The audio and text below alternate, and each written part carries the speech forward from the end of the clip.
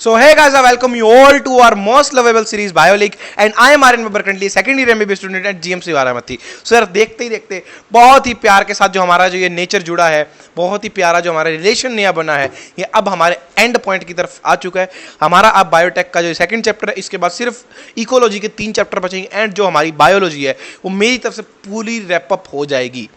आपका काम सिर्फ इतना है, जितना भी मैंने हाईलाइटेड पार्ट दिया उनको अच्छे से रिवाइज करना है। 4 मई को जनाब यहाँ से क्वेश्चंस दिखेंगे ही दिखेंगे। 5 मई को मैं वीडियो डाल दूंगा, ये चीज़ में डिले नहीं होगा। हाँ, मेरे एग्जाम स्टार्ट हो रहे हैं 2 मई से, हो सकता है कि रिसर्च करने में हमारे को थोड़ा सा टाइम लग जाए, तो 5 की जगह हो सकता है कि 6 को वीडियो आए, बट वीडियो आएगी ज़रूर। मैं भागूंगा नहीं, मैं पीछे नहीं हटूंगा, मैं आप लोगों को प्रूफ दे करके ही रहूंगा। पहली चीज़ ये। दूसरी चीज़, अभी इसके बाद हम बायो के अंदर निमोनिक सीरीज में डालूंगा कुछ 2-4 चैप्टर जो हमने बनाए हैं जिनकी रिक्वायरमेंट है, ठीक है। एंड उसके बाद हम क्या करने वाले, जो केमिस्ट्री में आपके बेसिकली ऑर्गेनिक के 2 चैप्टर्स बच रहे हैं नेमिंग रिएक्शन के लिए, वो कौन कौन से हैं, आपका एल्डिहाइड कीटोन एंड अमाइंस, वो नेक्स्ट 2 दिन में आपको लगातार मिल जाएगा। उसके बाद आपका ओल्ड टेस्ट वाला एक लेक्चर बच रहा है, वो आपको मिल जाएगा। उसके बाद हम इनऑर्गेनिक हाईलाइट भी 4-5 दिन के अंदर समअप कर देंगे। उसके बाद हमारे पास हफ्ता 10 दिन का टाइम बचेगा, जिसके अंदर हम यार रिग्रेस क्वेश्चन प्रैक्टिस करेंगे। वो मोस्ट एक्सपेक्टेड क्वेश्चन हम प्रैक्टिस करने वाले हैं। चीज समझ में आ रही है? ये बेसिक आउटलाइन और बेसिक साथ में जो आपकी स्ट्रेटजीज वीडियो जो आपको मार्क्स बूस्ट करने में हेल्प करेंगी वो चलती रहेंगी। अब यहां पर मेरा एक क्वेश्चन है, मैं पोल भी डाल दूंगा टेलीग्राम एंड यूट्यूब चैनल दोनों पर, प्लीज इसका आंसर दे देना ताकि उसी अकॉर्डिंग मैं वो चीज प्लान कर पाऊं। हमारे को अभी से प्लानिंग स्टार्ट करनी पड़ेगी कि आप क्या चाहते हो, कि जिस तरीके से मैंने PYQ वाली वीडियो डाली है मेरी कि PYQs कैसे सोल्व करने हैं, तो मेरे को आप एक चीज बताओ कि या तो मैं पिछले 7-8 साल के 10 साल के PYQ सोल्व करा सकता हूं पूरे डिटेल के अंदर, उसके अंदर कौन सा ऑप्शन गलत है, गलत भी क्यों है, वो सब चीजें हम डिटेल के अंदर कर सकते हैं PYQs के लिए, ठीक है। या फिर मैं फ्रेशली मेड क्वेश्चन कुछ बीच के में से PYQs इनकॉर्पोरेट करके बनाऊं, ठीक है, फ्रेशली मेड क्वेश्चंस बनाऊं जो हाईली एक्सपेक्टेड है, या आप वो करना चाहते हो, मतलब या तो मोस्ट एक्सपेक्टेड क्वेश्चन जो फ्रेशली मेड होंगे या फिर detailed analysed solution of PYQs, आप दोनों में से क्या चाहते हो। मैं पोल भी डाल दूंगा एंड प्लीज इस वीडियो के कमेंट सेक्शन में भी मेरे को बता देना, जिस चीज के बारे में ज्यादा डिमांड आएगी उस चीज की हम क्वेश्चन सीरीज लास्ट के अंदर आपके लिए प्लान कर देंगे। चीज समझ में आ रही है? सो ये कुछ बेसिक फ्लो है, हम किस तरीके से चलने वाले हैं। एंड यार अभी तक भी आप लोगों ने अगर चैनल सब्सक्राइब नहीं किया है तो प्लीज कर दो यार, एंड पर आ चुके हैं आप लोगों को, अभी तक पता चल गया होगा कि इतना ऑथेंटिक कंटेंट दिया जा रहा है। प्लीज यार, जो 10K का टारगेट है हमारा, जो मैंने स्टार्टिंग में बोला था आपको, लेकिन आप लोगों ने अभी तक भी पूरा नहीं किया है, प्लीज यार उसको फॉलो करवा दो। जितना ज्यादा हो सकता है उतना ज्यादा शेयर करो अपने दोस्तों के साथ, राइट। इसमें मेरी भी हेल्प होगी और आप लोगों की हेल्प भी ऑलरेडी हो ही रही है, राइट। सो स्टार्ट करते हैं अब हमारा चैप्टर, ठीक है। तो देखिए फर्स्ट पेज अगर हम इसका देखेंगे तो फर्स्ट पेज पे हमारे पास एज सच कुछ ज़्यादा बहुत इंपॉर्टेंट नहीं है, बट जो ये 3 पॉइंट्स हैं ये एक बार रीड करके चले जाना, डन। उसके बाद आते हैं सेकंड पेज के ऊपर। सेकंड पेज के ऊपर यार देखो, अब सिलेबस कट हुआ है, बहुत बड़ा मिथ बना रखा है कि जो आपका सारा चैप्टर है, ये जो फूड करके एक आपका जो चैप्टर होता था ना माइक्रोब्स के बाद, वो उसका पार्ट है ये पूरा पैराग्राफ, और ये PYQs के अंदर आ रखा है उस चैप्टर के, वो मैंने यहाँ मार्क नहीं किया क्योंकि इसके अंदर फ्रेशली ऐड हुआ है, ठीक है। सो ये सारा हाई पोटेंशियल पर रहेगा क्योंकि बहुत से बच्चे इसको छोड़ करके जाएंगे उस चैप्टर का समझ के, बट NCERT ने इस चैप्टर के अंदर इसको इंक्लूड किया है, तो ये इंपॉर्टेंट रहेगा इस साल 2025 के लिए। ये वाला पार्ट बहुत इंपॉर्टेंट रहेगा, आप लिख करके ले लो, यहाँ से आपको क्वेश्चन देखने को मिलेगा ही मिलेगा, ठीक है। उसके बाद अगर आगे चलें सो एक बार रीड कर लेना।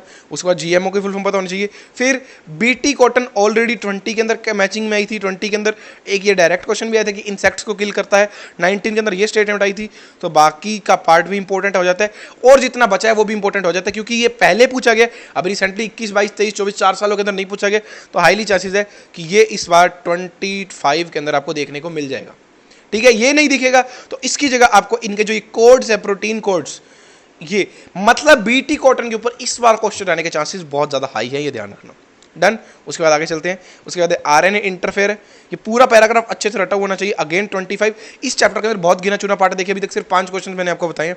उसके बाद आगे चले तो ये 6th है, ये डाटा 30 और 12 ये डाटा याद होना चाहिए, बहुत इंपॉर्टेंट है। उसके बाद अगर आगे चले तो ये PYQs है, बट अगेन जो ये आपका इंसुलिन वाला पार्ट है ये इंपॉर्टेंट है 2025 के लिए भी, अच्छे से देख लेना। उसके बाद अगर आगे चले तो अगेन जीन थेरेपी आपकी चैप्टर के अंदर दे रखी है, इसको अच्छे से एक बार रीड कर लेना, ये भी इंपॉर्टेंट है, 8 क्वेश्चन अभी तक हुए हैं, ठीक है। उसके बाद अगर आगे चलें सो ये वाला पार्ट एक इंपॉर्टेंट है, 9 क्वेश्चन हो गए हैं, इसको अच्छे से एक बार रीड कर लेना। अ सिंगल स्ट्रैंडेड डीएनए और RNA tagged with a radioactive molecule probe is allowed to hybrid to its complementary DNA in a clone of cells followed by it detecting using autoradiography. The clone having the mutated gene will hence not appear on the photographic film because of the probe will not have complementary with the mutated genes. Important statement है, एक बार read कर लेना। उसके बाद next क्या, ELISA is based on the principle of antigen antibody interaction. Infection by pathogen can be detected by the presence of antigens, proteins, glycoproteins or by detecting the antibody synthesized against the pathogen. Important statements हैं, एक बार अच्छे से read कर लेना please. मैं आपको बोल रहा हूँ, अभी तक सिर्फ 9 क्वेश्चन बताएं इस चैप्टर के, सिर्फ और सिर्फ 12 से 13 क्वेश्चन मैं आपको दे रहा हूँ, और उन 12-13 में से 2 से 3 डायरेक्ट क्वेश्चन आएंगे। एंड अगर आपकी किस्मत अच्छी रही, जो कि लेटेस्ट ट्रेंड्स के अंदर हुआ है, तो इस चैप्टर के अंदर आपको 4 क्वेश्चन भी देखने को मिल सकते हैं, जो सिर्फ यही 12-13 मार्किंग्स में से आएंगे। तो आप देख रहे हो कितना हाई वेटेज चैप्टर और कितना प्रिसीजन यार। 12-13 में से आपको 4 क्वेश्चन मिल रहे हैं।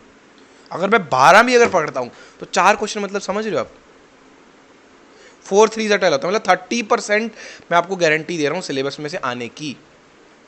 तो अब मैं भगवान तो उन्हीं की बिल्कुल ही एग्जैक्ट बता दूंगा, लेकिन फिर भी एक प्रोबेबिलिटी दे रहा हूँ और वहीं से क्वेश्चन आएगा। चीज़ समझ में आ गई। उसके बाद आगे चलते हैं। आपको ये डाटा यहाँ पर जितने भी जो एग्जाम्पल दे रखे प्लस कुछ डाटा दे रखे, जैसे अल्फा 1 ट्रिप्सिन क्या होता है, और यहाँ पर एक ये दे रखे, हाँ इसका ईयर एंड ये 2.4 ग्राम। हाँ अब एक चीज़ यहाँ पर जो मैंने एक चीज़ ऑब्जर्व की थी वो क्या है, वो ये है डीएनए। जस्ट सेकेंड, कहाँ गया वो,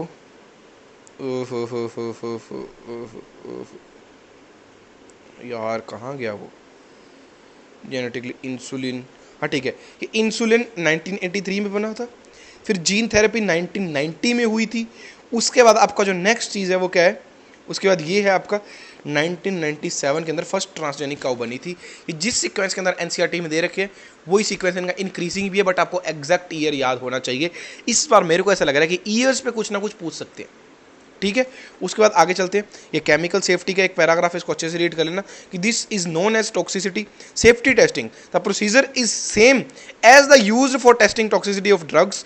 transgenic animals are made that carry genes which make them more sensitive to toxic substance that non-transgenic animals that are exposed to the toxic substance and the effect studied toxicity testing in such animal will allow us to obtain result in less time.